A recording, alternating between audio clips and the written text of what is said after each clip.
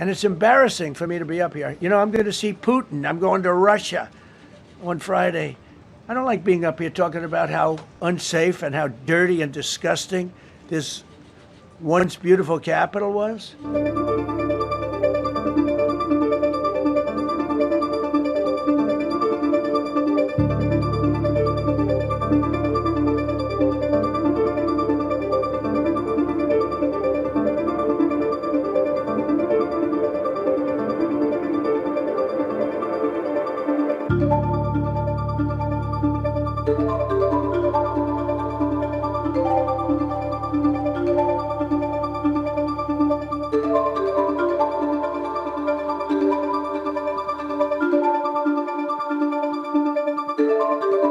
Today, we're formally declaring a public safety emergency. This is an emergency. This is a tragic emergency.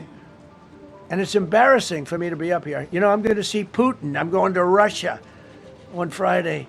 I don't like being up here talking about how unsafe and how dirty and disgusting this once beautiful capital was, with graffiti all over the walls. It's another part of it, by the way.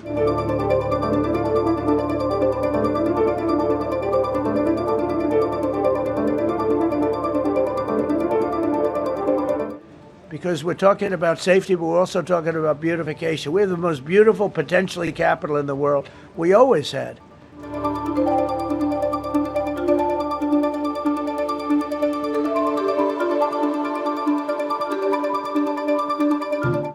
But people come from Iowa, they come from Indiana, they come and then they get mugged.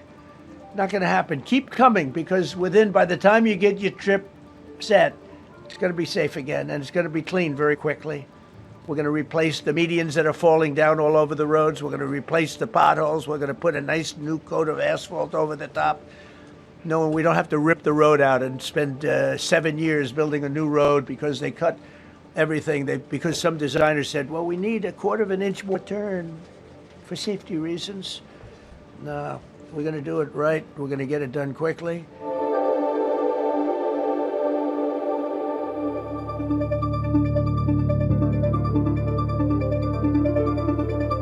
So today we're declaring public safety emergency in the District of Columbia. And Attorney General Pam Bondi, who's fantastic, is taking command of the Metropolitan Police Department as of this moment.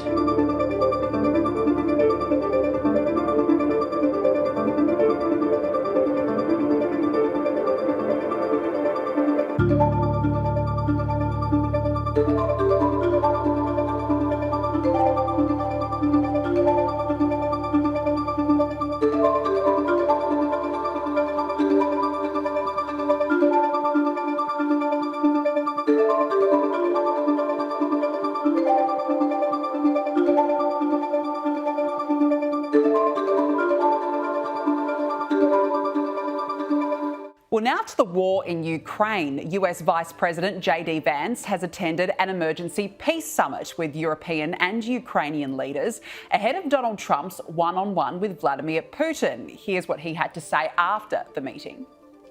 You should be willing to play a more direct and a more substantial way in funding this war yourself. I think the president, and I certainly think that America, we're done with the funding of the Ukraine war business. We want to bring about a peaceful settlement to this thing. We want to stop the killing. But Americans, I think, are sick of continuing to send their money, their tax dollars to this particular conflict. But if the Europeans want to step up and actually buy the weapons from American producers, we're okay with that, but we're not going to fund it ourselves anymore.